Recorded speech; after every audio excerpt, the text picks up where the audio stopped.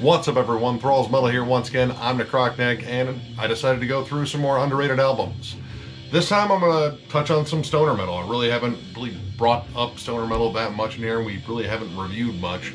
And it isn't as though we're not fans of it, it just really hasn't come up in terms of major releases here lately. But I thought this would be an interesting one because stoner metal is kind of interesting in how the different subgenres kind of work in there. Sometimes you get stoner doom, sometimes you get psychedelic stoner metal, sometimes just flat out stoner rock. So I picked some releases here that I think are kind of underrated and kind of embody a lot of those different styles. So let's go ahead and get into that. Core, The Hustle Is On. This came out in 1999 on MIA Records, which oddly enough went MIA back in the early 2000s, I believe. And this is flat out stoner rock. It's really interesting because it takes from the late 60s as much as it does the 70s. So you get that big fuzzy sound, but you also get a lot of interesting clean tones. There's like a little bit of Jefferson Airplane influence in there. It's very psychedelic, and so I'm pretty good bet this was going to be stoner metal when I checked this out because it has Eric Roper's artwork on it, which you guys probably know him from High on Fire covers and a litany of other cool stuff. This guy is an amazing artist. But yeah, this was a really solid album, and I don't think the band's around anymore. There's only 2 full lengths, this being their second full length. I'm pretty sure they didn't release anything else after that, maybe some singles for compilations and such, but as far as where this band is now, I have no idea. But in terms of really cool stoner metal that I got into early on, this is a killer album, and it's just trippy and weird and pretty much, you know, everything you look for in stoner metal. It's pretty damn solid. Check it out. Beast in the Field, The Sacred Above, The Sacred Below. Now this was a 2-piece stoner doom metal band from Mount Pleasant, Michigan, and this was their final release. It came out in 2013, and this is not stoner rock at all. In fact, this is just metal. This is beyond heavy. This has one of the most sludgy tones. I'm not even sure if it's entirely just a bass or a bass and a guitar mixed together.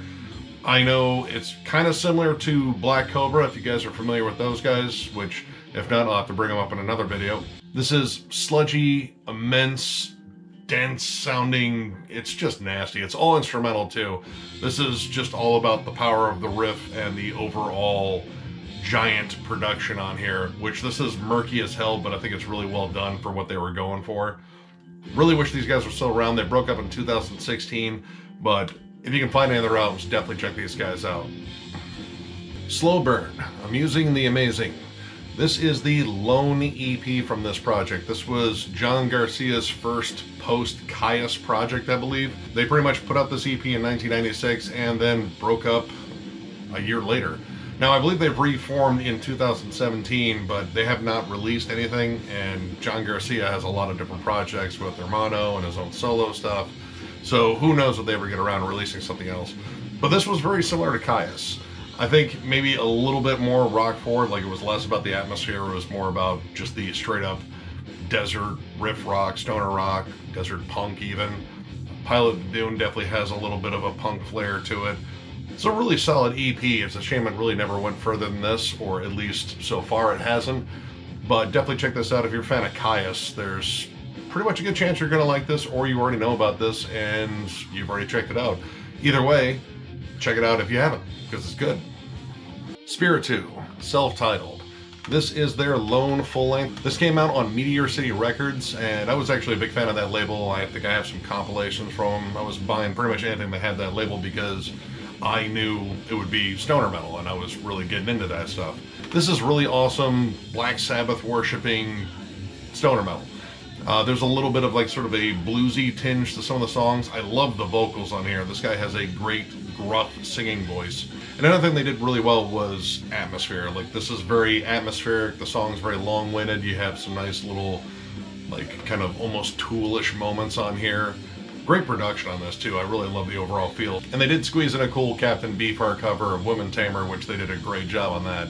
This is an awesome album. I think they only have a split with Village of Dead Roads, which is also another obscure stoner metal band. But definitely check this album out. It's a really good one. And definitely check out some Meteor City releases. I don't even know if that label's still around, but they had some good stuff back then. Check it out. Lopan Sasquanaut. This is a band from Columbus, Ohio, and they came out on Small Stone Records, and this is more straight up stoner rock. Like, this has more of a rock vibe than a metal vibe overall. Love the vocals on here. The vocalist has a really awesome range and just a flat out good rock voice. And when you see pictures of him, it doesn't look like the voice comes from this dude, but it's pretty remarkable. I've actually seen him live before, and they were really good.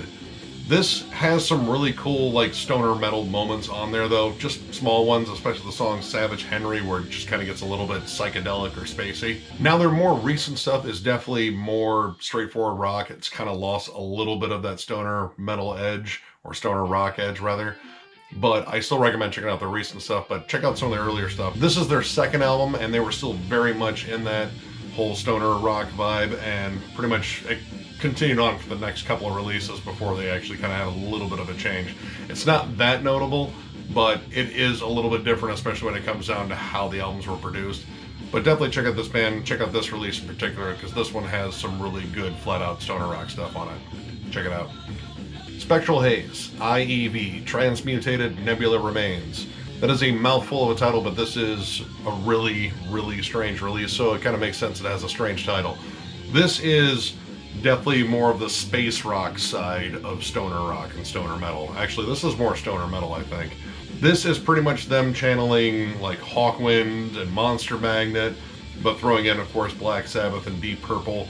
This is an interesting band. They only had 2 releases and they broke up in 2018. This was their debut, and I remember when I got this because this was just nuts sounding. There are lots of really wild soundscapes on here. There might have even been a theremin on here, which I don't know if I hated at that point, but I know I don't like them now. This is just nuts sounding. It's really, really cool though, and the instrumentation's fantastic. These guys are from Norway, and I know the drummer from this band is now the drummer for Obliteration, which that's a fantastic death metal band if you haven't had a chance to check them out. We got to see them live at Maryland Death Fest last year, and they were incredible. But this is a project I would like to see them return to. I got to check out their second album too, but this is just wild. This is just frantic, and it sounds like a long car chase on acid from like some late 60s, early 70s movie. It's wild. Definitely check it out. It's just fun. Dvne Asheran. This is their debut album on Wasted State Records, and I believe this band is now on Metal Blade and working on a follow-up to this. I heard about this band in a bunch of metal forums, and when I finally jammed them online, I was absolutely blown away. This album is absolutely massive sounding. This is like dense, sludgy stoner metal with like some post-metal vibes to it, because there's a lot of atmosphere, and this is a long album. There's a good chunk of these tracks that are over the 9-minute mark, and then the rest of them are still around like 6 or 7 minutes. Definitely a lot of early Mastodon vibes, but sort of mix that with like Neurosis and Isis, but it's still very much stoner metal. It 100% has those riffs. It's just a little bit harsher and a little bit heavier, like pretty much like Mastodon meets Sleep. Excellent album. I can't wait to hear the follow-up to this. I really hope it's just as good, because this was a fantastic debut. This came out in 2017, and honestly, if we were doing videos back then, this might have been on my year-end list. This was such a good listen. Definitely check this one out. Quest for Fire, Lights from Paradise. This came out on TP Records in 2010, and this is definitely, again, the more psychedelic side of stoner metal / stoner rock. This actually is another one I would say that actually takes a bit from the 60s as well as the 70s. And in terms of the heaviness of it, it's mostly in the bass. The bass is probably the most prominent in terms of just like sort of the overall heft of it. The guitars are actually a little bit cleaner than you'd expect. There's still some distortion on them, but it's more about the melody on top of that main bass line. Now, this is a really cool listen because it's kind of psychedelic and almost meditative. The vocals are almost sort of like a pleasant chant, I guess. It's hard to describe them. They're very kind of airy, I guess. And musically, it's just very trippy. It's not necessarily about heaviness in terms of riffs, rather, but heaviness in terms of just how psychedelic and the overall feeling is. Really interesting listen. I think they have a couple more albums. I'm not entirely sure if they're still around, but this was definitely a different one in terms of stoner metal for me, just because I hadn't heard anything that actually kind of dialed back the riffs in favor of just that weird psychedelic atmosphere so much. Really cool listen though, definitely check it out. Serpent Throne, White Summer, Black Winter. This came out in 2010 on Translation Lost Records, and this is another all-instrumental band, except this is almost entirely Sabbath worship. Little bits of like early heavy metal on there, like Judas Priest, Iron Maiden in terms of the guitar harmonies, but it's all about those Sabbathy riffs. Even the production has that old Sabbath sound, like definitely like a Master of Reality sort of vibe. I have to say they play it a little close though. There are some moments on here that pretty much sound like they were just hand-picked from songs like A National Acrobat and War Pig specifically, like those are ones I caught. But overall, I really like the vibe on this. It's very riffy, but it's still very chill. I like the organic production on here. And instrumental albums can be a lot of fun too, and I really don't get a chance to bring those up as much. It's mostly all stuff with words, but when you get a good like kind of riff rock jam like this, it just kind of puts you in a cool mood, and I really enjoyed this one. Definitely check these guys out. I know they're still around. This is their third album, so there's definitely some more I need to check out by them, but I strongly recommend it. It's a good listen. And finally we have Bloodhorse with their self-titled EP. This was their debut back in 2007, also on Translation Lost Records. And this is another stoner metal band. I would definitely say this is more metal, that has members of All Pigs Must Die in it, which is more like grindcore, power violence, hardcore, more in that realm. Totally different than this. These guys have one other full length, and despite saying they're still around in terms of activity on Encyclopedia Metalum, these guys haven't released anything since then, and that came out in 2009, so it's been a minute. And granted, I think they're busy with other projects. Still, I would like to see more from this because this was an excellent EP. I like their full length, but I think this EP actually captured more of what I was into. Like, it's just straight up heavy stoner metal. There's like a really cool drum jam on here, like a drum solo. Big heavy riffs, lots of doomy atmosphere, kind of borders on that stoner doom sound. And for an EP, this is long. This is over a half an hour of music on here, so in terms of EPs, you get your money's worth as far as music. Definitely check out Bloodhorse. I'd say check out their album Horizon too, which is really good, but I think this was their best release until they release something new, because they're still around, I guess. I'd like to hear more. Check it out, it's good stuff.